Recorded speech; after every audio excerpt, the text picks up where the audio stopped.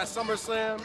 We're putting it on for the kids right here, for the hometown. We won twice, we're about to win it 3 times. We show them what it's all about out here at SoPo. We're teaching the kids, the basic stuff of basketball, the stuff you need to learn to win, rebounding, passing, shooting, all that stuff. I love teaching little kids that stuff. Thank you for being here. We got some really fun stuff planned, okay? We want to thank the Redbank Community Center and their teen center, Jordan O'Donnell, and a couple of people at South Portland Rec for making this thing possible. We're going to have a lot of fun today. We're going to play some basketball. We're going to compete a little bit, all right? But more importantly, we're here to make some new friends, all right? So if there's somebody next to you that you don't know, or even if you do know them, let's take a moment and just introduce yourself to the person next to you. I'm All right. I'm Declan. I'm Evan. Nice to meet you. I'm Evan. Awesome. We're really excited to have you guys here. It's a really fun day, and we're here to have fun. We're here to meet new people, and we're here to have a togetherness, right? So one of the most important things today we want to do is we want to be good listeners. That's coaches here from the high school basketball team at South Portland. They've won back-to-back state championships. Let's give a round of applause for the back-to-back state champs. 5, 6, 7, 8, 9, 1, 2, 3, 4, 5, 6. Let's choose a teammate right now, all right? Choose anybody. Again, if you don't know anybody,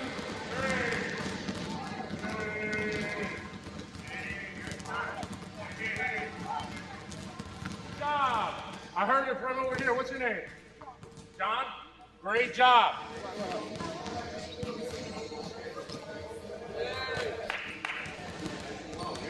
Way to keep it low. Count the base. 3. SummerSlam on TV. 1, 2, 3. SummerSlam. Good job. Go play.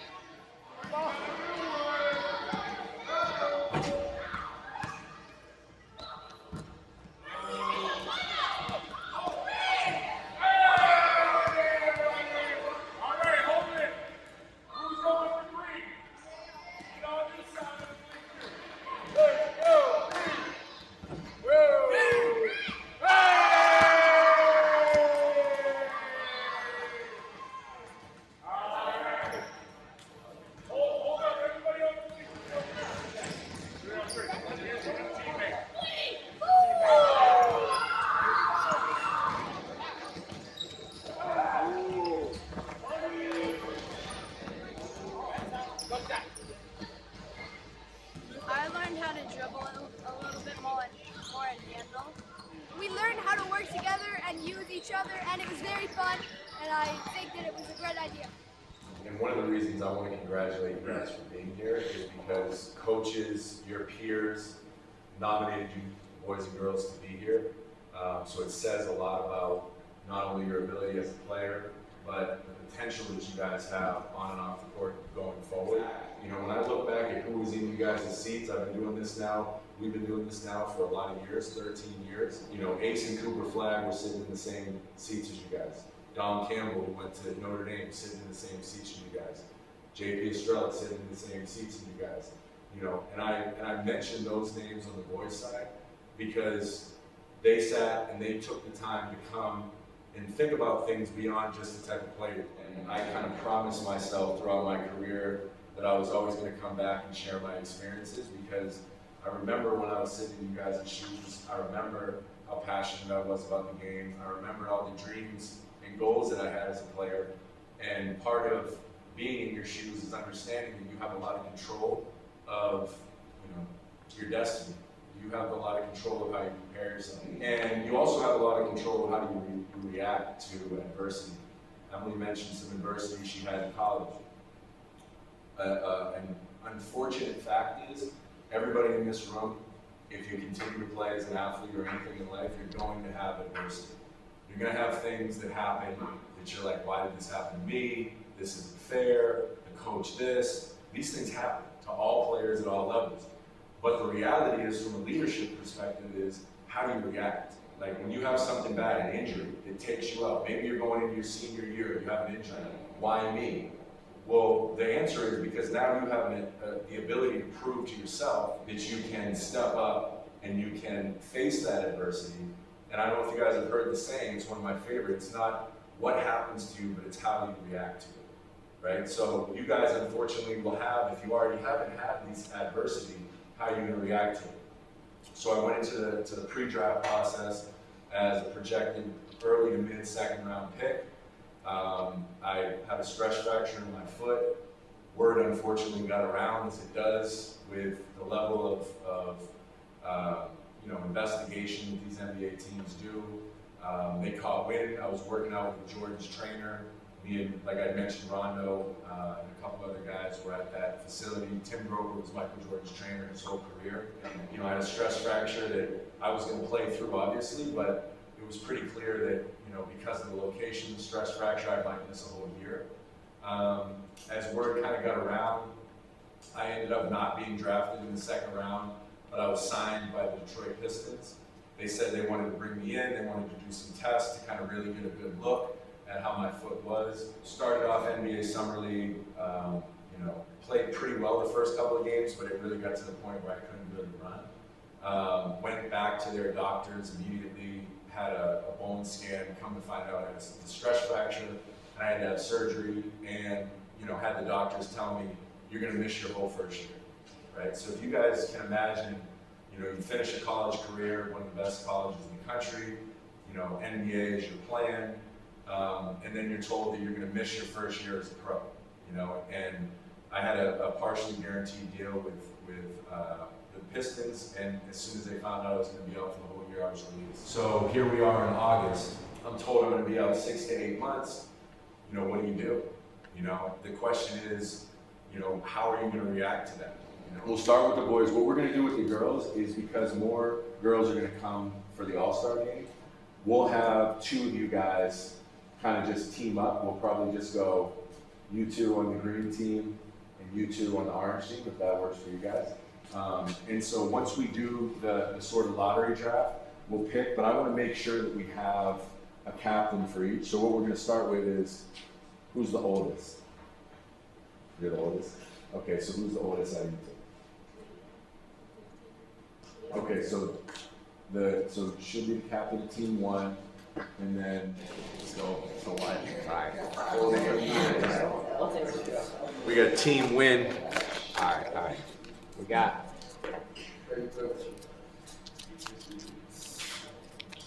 Manny. Let's go.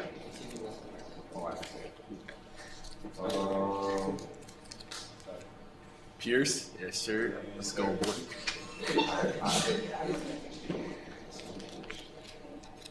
Give me Cole. Let's go. Yes, sir. Right. Next pick. Team Riots.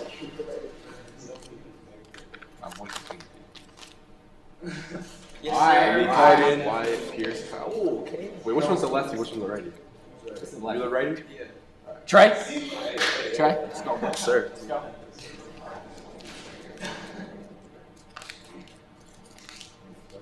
Justin. Yes, sir, boy.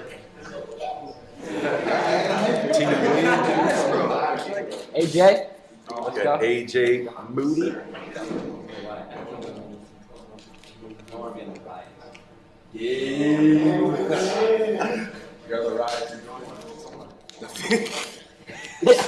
Give me feast, bro. Give me feast.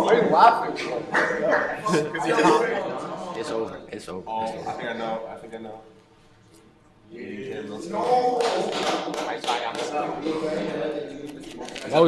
Motion.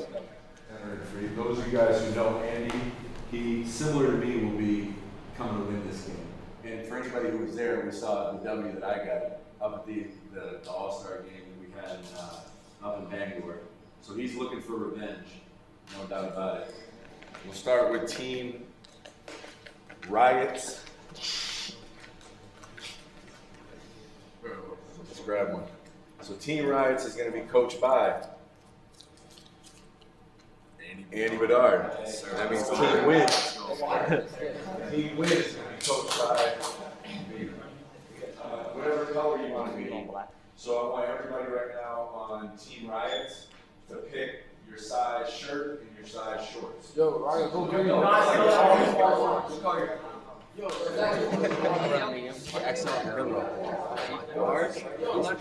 What color? XL? We're trying it on.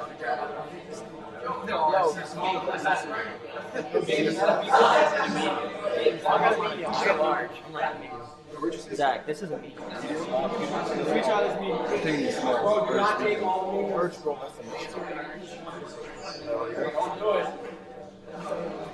Actually, should I get a small though? I'm trying to get a small. Small? It look like a body shirt. When you pick your 3 leaders, we're going to be the judges. We're going to pick which team wins, and the winning team gets to go to the back cooler and pick whatever they want, drink of their choice. I'm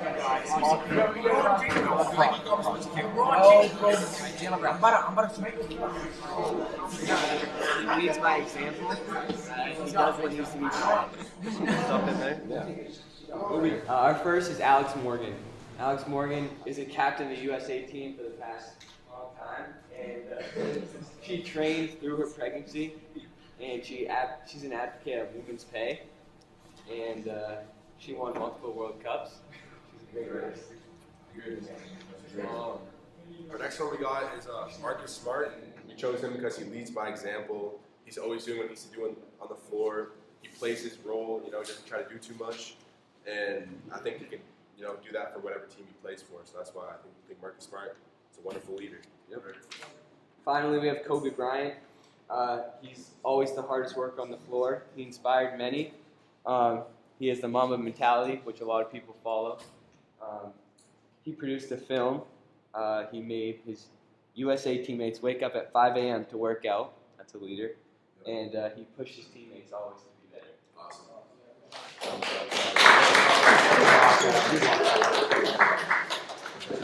And I think that you guys did a very good job of identifying different layers of leadership, because the principles that we'll talk about and values that are connected to leadership, they're not always kind of the cookie cutter leadership things you talk about, like winning a sprint or being the first one to the gym. Those are great leadership principles, but when you set the tone with your community, it can inspire other generations. So by LeBron doing a school, for example, there's going to be another player that comes and sees what he did, and it's going to inspire him or her to do the exact same thing.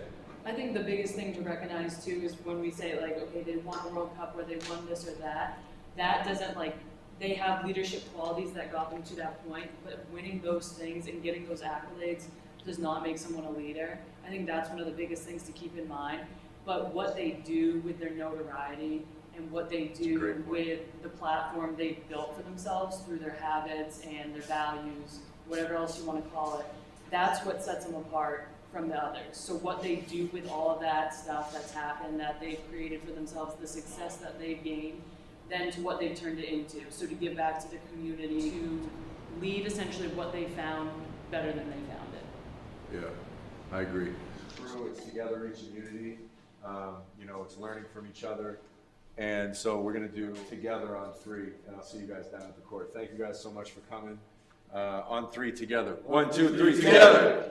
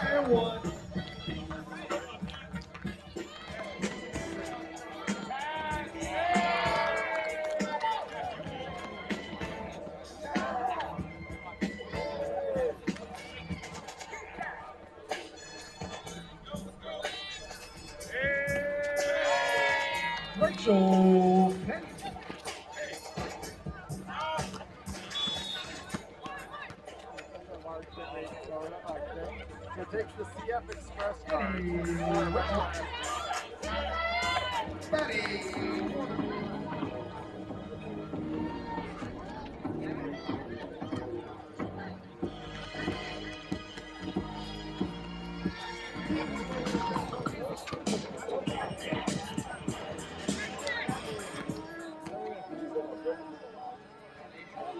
Audrey Mackey. Round of applause for the girls' game, ladies and gentlemen. We're going to hand out the MVP award in just a moment.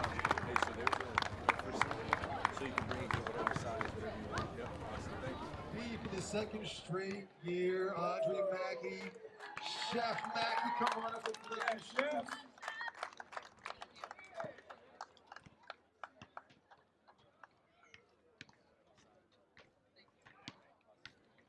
One more round of applause for the girls' game coming up shortly.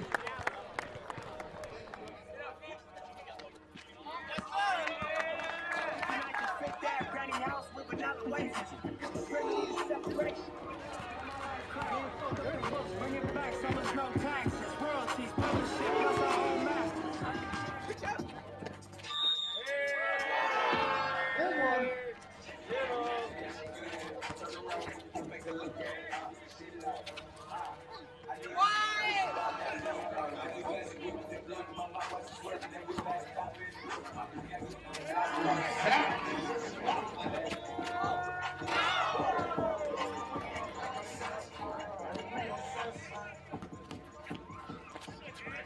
Owen,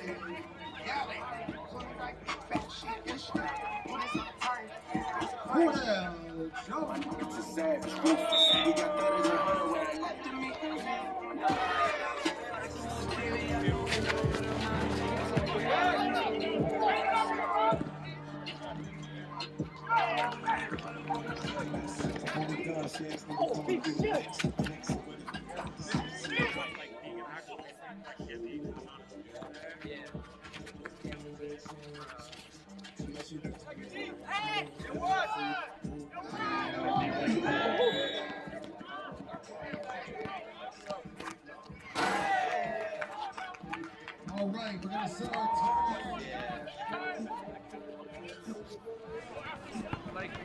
Let's go.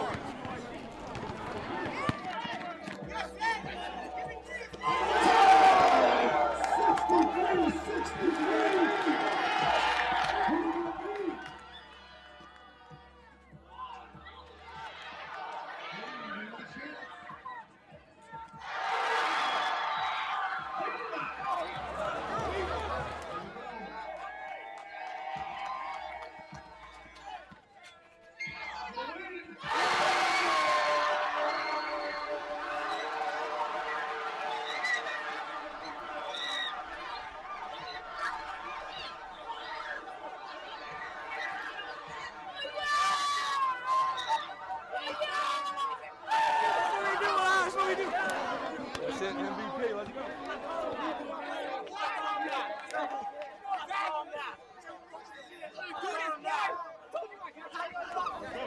Who's him? Who's him?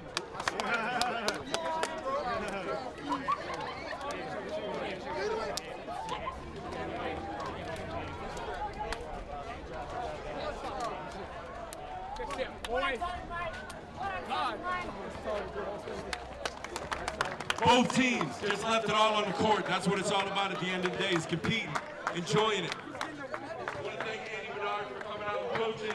He was a player that I looked up to. So without further ado, the MVP and community leader, Zach. Can't take both of these. I gotta give one of these to my teammates. All right. Put it out.